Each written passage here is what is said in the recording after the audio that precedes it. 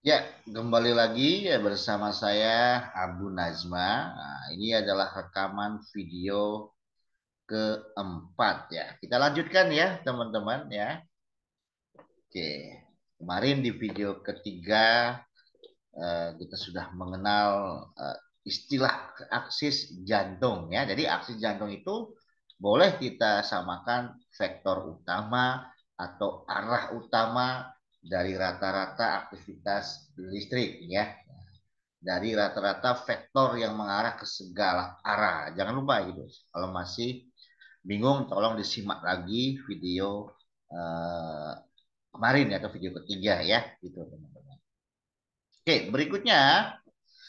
Nah, teman-teman harus tahu atau paham tentang konsep ini teman-teman ya. Jadi ada yang namanya elektroda positif ya. Apa sih Pak Bu elektroda positif itu? Elektroda positif itu elektroda yang kita tempel-tempelkan pada permukaan tubuh pasien. Itu namanya elektroda positif. Ada yang di ekstremitas, ada yang di prekordial. Itu namanya elektroda positif. Udah nggak usah pusing-pusing, nggak usah mikir yang macam-macam teman-teman. Nggak usah mempelajari segitiga, entofon dan sebagainya. Udah habis waktunya untuk belajar. Sudah bayarnya mahal, pusing mikirin segitiga, entofon. Yang penting kita paham apa itu elektroda positif. Gampang jawabnya. Elektroda yang kita tempel-tempelkan pada permukaan tubuh pasien, ya kan? Nah, memang nanti dalam prosesnya membutuhkan muatan negatif atau elektroda negatif. Tapi kita nggak perlu itu. Ya, kita cukup tahu di mana letak elektroda positifnya. Jelas teman-teman? Nah, setelah itu baru kita masuk ke materi ini ya.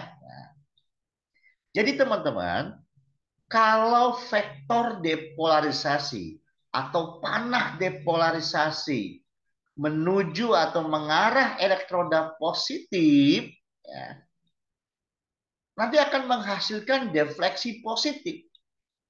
Ya, jelas teman-teman? Apabila vektor depolarisasi menuju atau mengarah elektroda positif akan menghasilkan defleksi positif. Ya, misalkan nih ceritanya ini otot ventrikel, maka kompleks QRS-nya harus defleksi positif.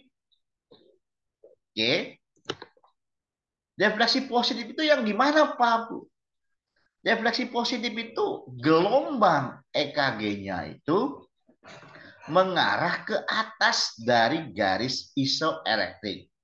Itu namanya defleksi positif. Jadi kalau misalkan ini kompleks apa otot ventrikel ya, elektroda positif yang kita lihat ini dituju atau searah dengan aksis searah dengan vektor depolarisasi, maka nanti kompleks QRS yang terbentuk adalah defleksi positif. Jelas teman-teman? Nah, apa itu defleksi positif? Gelombangnya itu mengarah ke atas, nih yang warna merah ya, mengarah ke atas dari garis isoelektrik. Ini kan garis isoelektrik teman-teman. Pak Bu, katanya ini kompleks QRS. Pak Bu bilang tadi, kok nggak ada gelombang Q, nggak ada gelombang S-nya. Mulai sekarang jangan punya persepsi bahwa yang namanya kompleks QRS harus lengkap. Harus ada gelombang Q-nya, ada gelombang S-nya. Jangan ya. Tetap walaupun nggak ada Q, nggak ada gelombang S-nya, itu tetap namanya kompleks QRS. Artinya aktivitas listrik pada ventrikel. Jelas teman-teman? Terus Pak Bu, kalau misalkan tidak ada gelombang Q atau nggak ada gelombang S-nya, kita bilang abnormal boleh nggak Pak Bu? Bukan begitu cara baca EKG. Kita nggak bisa menentukan ya masalah hanya dilihat dari satu lead ya. Oke, kita nggak usah kesana-sana dulu. Pokoknya ini tetap namanya kompleks QRS. Walaupun gak ada Q, gak ada gelombang S-nya. Jelas?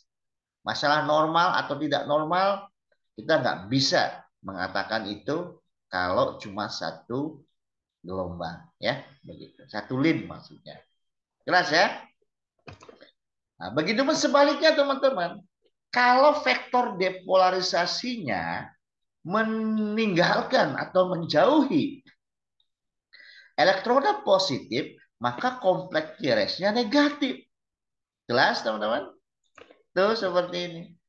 Ya, jadi gelombangnya ke arah bawah, ke arah bawah atau negatif. Nah, jelas ya? Jadi gelombangnya mengarah ke bawah dari garis isoelektrik ya. Begitu. Ini namanya defleksi negatif. Sama misalnya gelombang apa otot atrium misalkan.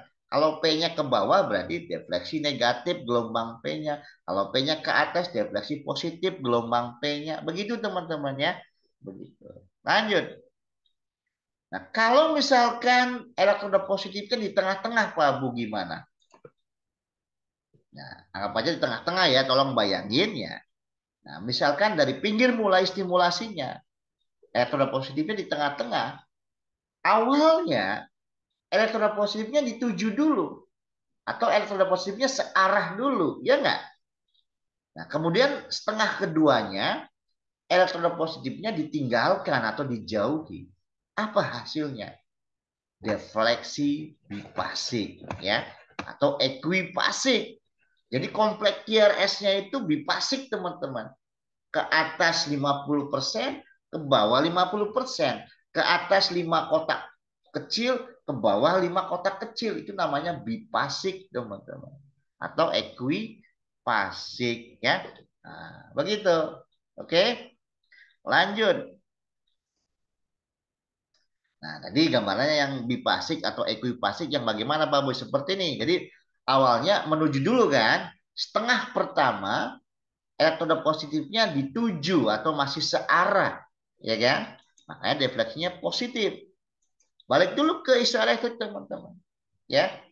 Kan masih ada separuhnya lagi. Masih ada setengahnya lagi. Nah, setengahnya lagi nanti elektroda positifnya ditinggalkan. Kalau ditinggalkan hasilnya apa? Negatif defleksinya. Ya kan? Selesai mentok sampai pinggir, balik lagi ke isoelektrik. Dapatlah yang namanya morfologi bipasik. Ya, jadi kompleks QRS-nya ada yang ke atas, ada yang ke bawah. Misalkan 5 kotak kecil ke atas, 5 kotak kecil ke bawah voltasenya. Begitu teman-teman. Namanya bipasik atau ekuipasik. Jelas ya teman-teman? Lanjut. Nah sekarang yang repolarisasinya ya. Perhatikan teman-teman. Nah, kita bicara repolarisasi ventricle ya. Nah, nanti kalau repolarisasi ventricle hasil gelombangnya adalah gelombang T ya gitu. Nah, tolong dihafalin nih. Apabila vektor repolarisasi menuju atau mengarah elektroda positif, nanti defleksinya negatif teman-teman. Gelombang T-nya negatif. Ya awas jangan tertukar dengan depolarisasi. Kalau depolarisasi jika menuju elektroda positif dapatnya positif ke atas gelombangnya. Ya kan? Tapi kalau repolarisasi kalau menuju elektroda positif defleksinya negatif. Ya, jadi gelombang T-nya terbalik seperti ini ya. Ya, jadi kalau yang dituju negatif, kalau yang ditinggalkan positif, kebalikannya teman-teman ya. Tuh. Apabila vektor repolarisasi meninggalkan elektroda positif, maka akan menghasilkan defleksi positif. Kalau elektroda positifnya ditinggalkan. Ya, jelas ya? Oke, lanjut. Mungkin ada yang bertanya-tanya, ya kan? Ya kan, ini positif ya teman-teman ya, kalau ditinggalkan. Mungkin ada yang bertanya-tanya begini, Pak Bu kok bisa ya? Kalau depolarisasi jika menuju elektroda positif hasilnya positif. Sementara kalau repolarisasi menuju elektroda positif, hasilnya negatif. Nah, ya inilah apa namanya kekurangan kelas ini teman-teman, karena Pak Bu nggak menjelaskan dari satu sel ya, tapi nggak apa-apa kok teman-teman. Ini Pak Bu jelaskan sedikit. Jadi yang namanya depolarisasi itu perubahan yang tadinya muatannya negatif jadi positif. Itu depolarisasi. Jadi ujung panah depolarisasi itu positif. Ujung panahnya loh teman-teman ya. Positif. Pangkal panahnya negatif. Nah, jadi elektroda positif mana yang kita lihat? Kalau misalkan yang dituju, misalkan elektroda positifnya dituju, maka defleksinya positif. Kan positif, ujung panah positif, ketemu elektroda positif. Ya, makanya positif. Kalau ditinggalkan, elektroda positifnya berhadapan dengan negatif, makanya negatif. Jika depolarisasinya meninggalkan elektroda positif. Nah, sedangkan repolarisasi itu adalah yang tadinya muatannya positif berubah menjadi negatif, teman-teman. Plus negatif, positif ke negatif. Jadi ujung panahnya itu negatif untuk vektor repolarisasi. Ya, negatif ketemu negatif ketemu positif, negatif. Makanya kalau yang dituju elektroda positifnya, maka defleksinya negatif. Sedangkan kalau yang ditinggalkan malah positif, karena positif berhadapan dengan positif, ya. Begitu teman-teman. Jelas ya? Nah, sedikit Pak ulangi lagi. Sekali lagi, ya. Ini adalah elektroda positif. Jadi sekali lagi yang dimaksud dengan elektroda positif itu elektroda yang kita tempel-tempelkan pada permukaan tubuh pasien saat kita merekam EKG. Ada di ekstremitas, ada yang di dada, ya, begitu. Oke, nah, kita harus hafal konsep-konsep ini ya. Jika depolarisasi ya menuju elektroda positif. Nah, perhatikan gambar ini dulu teman-teman.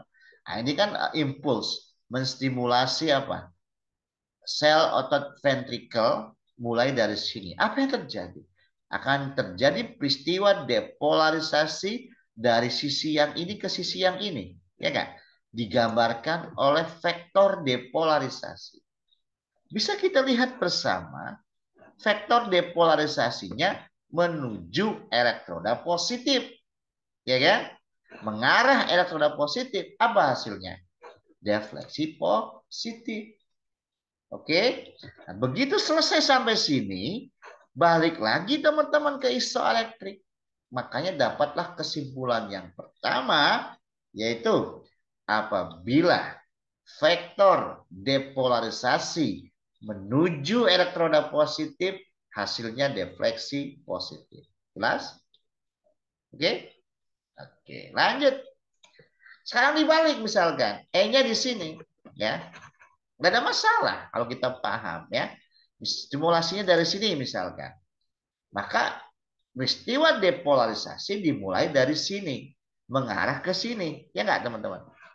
Digambarkan oleh vektor depolarisasi. Teman-teman bisa lihat, elektroda positifnya ditinggalkan, elektroda positifnya dijauhi. Apa hasilnya? Defleksi negatif.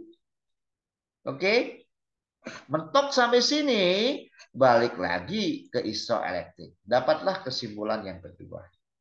Apabila vektor depolarisasi meninggalkan elektroda positif, hasilnya defleksi negatif. Jelas teman-teman? Sekarang yang di tengah-tengah misalkan. Elektroda positifnya di tengah-tengah. Yang kayak tadi itu masih ada bayangan nggak? Kalau menuju apa awalnya menuju dulu kemudian meninggalkan, ya kan?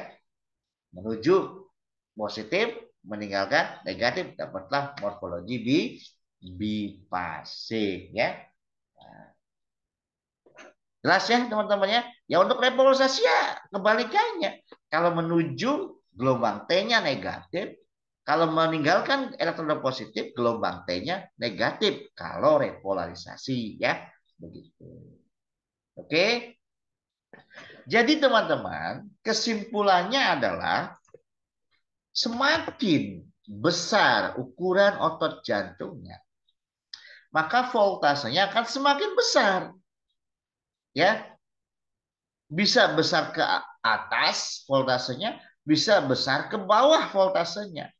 Tergantung elektroda positif mana yang kita lihat. Makanya teman-teman kalau melihat gambaran EKG nggak persis sama, beda-beda semuanya, ya kan? Makanya sekali lagi, semakin besar ukuran otot jantungnya, maka akan semakin besar voltasenya. Bisa besar ke atas, bisa besar ke bawah, tergantung elektroda positif mana yang kita lihat ya. Nah, contoh seperti ini ya. Semakin besar ukuran otot jantungnya, maka voltase kompleks irisnya akan semakin besar. Nah, ini kebetulan yang dituju ya. Nah, kalau yang ditinggalkan, maka voltasenya akan besar ke bawah. Ya, semakin negatif besar ya. Begitu teman-teman. Begitupun juga yang di Pasik ya, seperti itu. Begitupun juga yang repolarisasi ventrikel gelombang T ya. Nah, kalau yang dituju negatif, semakin besar juga begitu. Jelas teman-teman? Oke, saya rasa untuk video yang keberapa nih? Keempat ya. Kita cukupkan dulu ya. Pak lupa video keberapa nih. Pokoknya nanti kita lanjutkan di video berikutnya ya. Karena video berikutnya sangat menarik sekali teman-teman ya. Kita akan belajar bagaimana aktivitas listrik pada jantung seutuhnya ya. Tolong siapkan penggaris nantinya ya. Oke. Sampai ketemu di video berikutnya ya teman-teman.